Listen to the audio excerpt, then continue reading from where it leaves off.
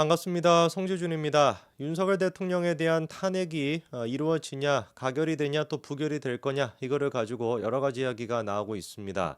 저는 이미 뭐 몇 차례나 말씀을 드렸습니다만 단호하게 저는 대통령에 대한 탄핵을 거부합니다. 왜냐?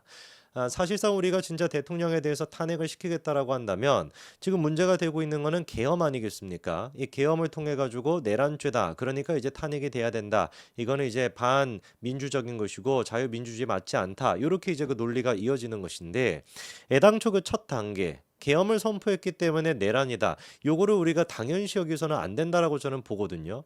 계엄 자체를 선포한 거는 대통령의 권한입니다. 그러면 이 계엄 자체가 선포가 된 게 맞냐 틀리냐의 문제 같은 경우는 어떻게 해야 되겠어요? 이게 위헌이다라고 하는 건 누가 결정하는 겁니까? 법원이 결정을 하는 겁니다. 헌법재판소에서 그거를 결정하게 되는 것이고 법원에서 그거를 결정하게 되는 것이고 지금 관련된 수사가 진행 중인 그런 상태거든요.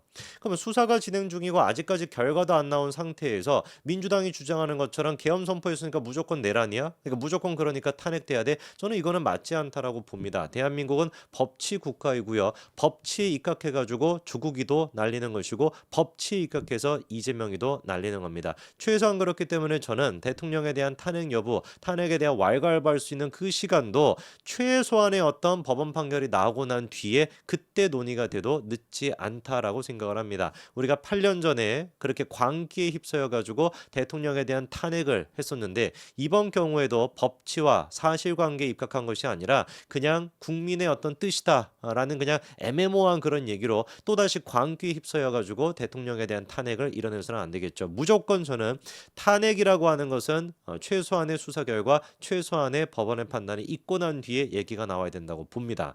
물론 이제 윤석열 대통령의 계엄 자체가 잘했다라는 뜻은 당연히 아니에요. 정치적으로 그거는 최악의 한 수였습니다. 그러나 정치적으로 최악의 한 수였다라 그래서 그게 불법이 되는 건 아니죠. 그렇지 않습니까? 정치적으로 우리가 막 규탄하고 질타할 수 있다라고 해도 그것이 불법이 되는 건 아니란 말이에요. 그 두 가지를 명확하게 저는 구분할 필요가 있다고 말씀을 좀 드립니다. 자, 이번에 대통령께서 추가적으로 이제 비상계엄을 선포한 거에 대해 가지고 입장을 밝혔습니다. 왜 내가 비상계엄을 할 수밖에 없었는지 그 부분에 대해 가지고 대국민 또 담화가 있었는데 얘기는 다 들어보셨을 테니까요. 뭐 이제 그 민주당이 그렇게 폭거를 하고 있다라는 거, 예선 삭감부터 시작해가지고 정부 관리들을 갖다가 지금 한 23명인가요? 그런 식으로 탄핵을 시도했다라는 거. 심지어는 감사원장까지도 탄핵을 시키겠다라고 하는 거에서 이거는 도저히 묵과할 수가 없는 것이다. 계엄 선포 같은 경우도 원래 뭐 전시 상황의 계엄 선포라는 것도 맞지만 그거에서만 하는 게 아닙니다. 계엄법 2조 2항에 따르면 분명히 뭐라고 나와 있냐? 사회의 어떤 그 체계 자체가 이게 행정적으로 사법적으로 마비 상태에 놓였다. 행정과 사법 두 가지가 마비 상태에 놓였다라고 한다면은 계엄을 선포할 수 있다라고 분명히 계엄법 2조 2항에 나와 있어요. 전시의 상황에서도 할 수 있는 것이고 사회 혼란, 이 혼란이라고 하는 건 행정과 사법이 마비가 되는 거. 요 두 가지 케이스에서 전부 다 계엄을 선포할 수 있다라고 돼 있는데 대통령이 판단하기에는 뭐다? 민주당이 그런 식으로 계속 탄핵을 시키고 감사원장까지도 탄핵을 시켜. 예산안 같은 경우는 다 깎아. 이런 것들 자체가 누구를 위해서 하는 겁니까? 이재명을 위해서 하는 것이고 수사기관 검찰 같은 경우는 다 탄핵을 시켜. 사법부도 겁박을 내. 이런 것들이 또 법치가 무너지는 거 아니겠습니까? 행정과 법원이 무너졌다라고 하는 근거를 대통령께서는 거기서 본 것 같고 그거를 기반으로 해가지고 계엄을 선포했다. 이렇게 이제 우리가 생각할 수가 있는 부분이었죠. 그리고 또 대통령이 얘기했던 두 번째가 뭐였냐? 성관위와 관련돼 가지고 이번에 대국민 담화에서 얘기를 했습니다. 사실상 성관위 문제 같은 경우는 예전부터 많이 지적이 됐었죠. 보수건 그다음에 또 좌파건 이게 뭐 양쪽 전부 다 부정선거 이것 때문에 시끄러웠는데 이번에 이제 그 김영원 장관이 얘기했던 것처럼 부정선거와 관련된 내용을 수사하기 위해 가지고 성관위에 갔다라고 했고 그게 대통령의 지시였다라고도 얘기를 했습니다. 그래서 그 부분에 대해 가지고 이제 윤석열 대통령도 선거와 관련돼 가지고 이번에 얘기를 했는데 어떤 얘기를 했는지 조금만 좀 읽어드리면 제가 비상계엄이라는 엄중한 결단을 내리기까지 그동안 직접 차마 밝히지 못했던 심각한 일들이 많이 있다. 작년 하반기 선거관리위원회를 비롯한 헌법기관들과 정부기관에 대해 북한의 해킹 공격이 있었다. 이거는 이제 보도로 다 나왔죠. 그렇죠? 해킹 공격이 있었다는 걸 우리가 들었습니다.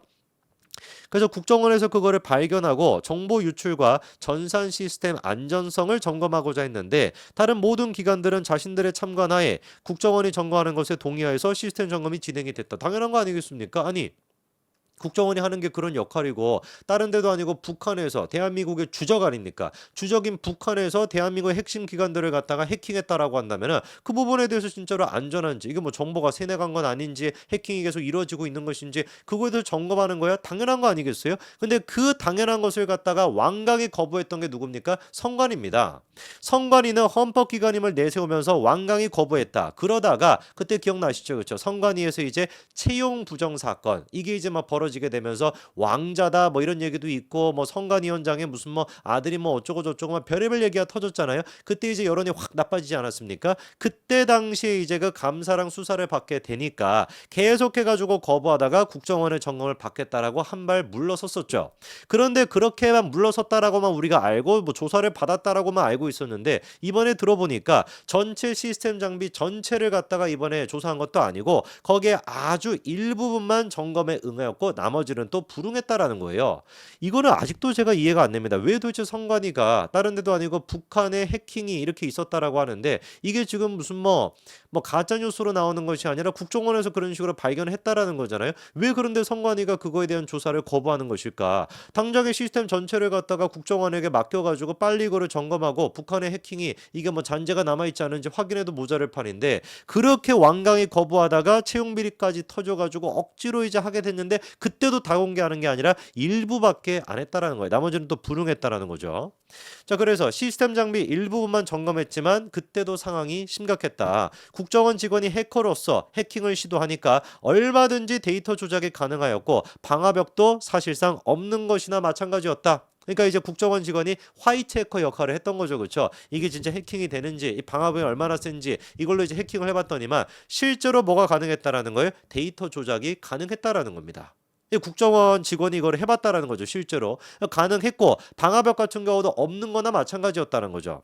그리고 비밀번호도 너무 단순해가지고 1, 2, 3, 4, 5 이런 식으로 돼 있었다라는 거예요. 이거는 그냥 다 뚫어라. 그냥 뭐 다 그냥 뭐 조작을 해라. 이렇게나 지금 뭐 똑같은 거 아니겠습니까? 비밀번호가 무슨 뭐 1, 2, 3, 4, 5 이딴 식으로 돼 있으면은 시스템 보안 관리 회사도 아주 작은 규모의 전문성이 매우 부족한 회사였고 당시에 이제 그 대통령으로서 국정원의 보고를 받고 충격에 빠졌고 민주주의 핵심이라고 하는 선거를 관리하는 시스템이 이렇게나 어떻게 엉터리일 수가 있냐? 어떻게 국민들이 선거를 신뢰할 수가 있겠냐라고 생각해가지고 이번에도 결국에 어떻게 했다? 계엄을 선포하고 난 뒤에 선관위에 대한 조사를 했다라는 거죠. 그럴 수밖에 없는 것이 선관위 같은 경우는 헌법기관이다 보니까 사법부의 관계자들이 또 위원으로 들어가지 않습니까? 대법원장 하는 사람, 뭐 대법원 뭐였던 사람 이런 사람들이 이제 많이 들어가다 보니까 선관위에 대한 영장, 압수수색 강제 수사가 사실상 불가능했다. 그렇기 때문에 할 수 있는 게 뭐밖에 없다. 협조하지 않으면 못 하는 거예요. 그렇기 때문에 뭘 할 수밖에 없었다라는 거예요. 이렇게 계엄을 선포함으로써 관련된 조사를 할 수밖에 없었다라는 게 윤석열 대통령의 뜻입니다.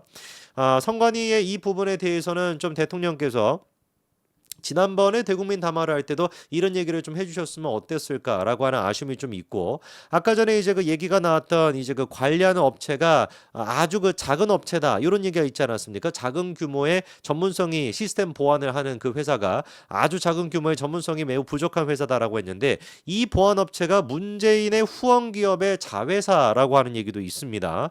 그래서 선관위가 그때 이제 조은희 국민의힘 의원이 지적했던 문제인데 선관위가 5년째 보안 컨설팅 을 맡긴 윈스라고 하는 업체가 있는데 그 윈스라고 하는 업체는 문 전 대통령 후원자로 잘 알려진 김을재라고 하는 그 회장이 최대 주주로 있는 금양통신의 자회사다 이런 얘기도 있었거든요. 그러다 보니까 뭐 이런 업체가 뭐 선거 조작을 했다 뭐 이런 뜻이 아니라 애당초 선관위라고 하는 조직 자체가 썩을 대로 썩었다. 이 보안부터 시작해가지고 이 권위의식이나 이런 것들이 썩을 대로 썩어 있는 그런 어떤 조직이다 보니까 이번 기회에 대통령께서 계엄이라고 하는 수단을 통해 가지고 개혁해 보려고 했다. 이런 이제 메시지로 들립니다.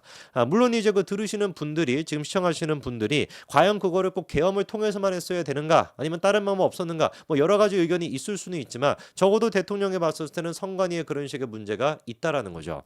저는 뭐 여전히 이 부분은 충격이라고 저는 봅니다. 화이트 해커로서 국정원이 이렇게 해킹을 시도했었을 때 해킹이 되고 데이터 조작 또한 가능했다라고 하는 것이 너무나 좀 충격적인데 이런 지금 상황이었음에도 불구하고 몇 년째 선관위가 꽁꽁 이제 그 문을 다 걸어 잠그고 뭐 수사도 제대로 안 받아 뭐 조사도 제대로 마음대로 안 돼. 이런 상태였다라고 하는 게 너무나 충격적이네요. 선관위의 문제 같은 경우는 과연 우리가 이 대한민국 정부가 빨리 안정화가 되고 난 뒤에 언제가 될지는 모르겠지만 가장 급선무로 개혁을 하고 문제를 뜯어 고쳐야 되는 기관이 선관위가 아닐까 싶습니다. 여기까지 말씀드리겠습니다. 감사합니다.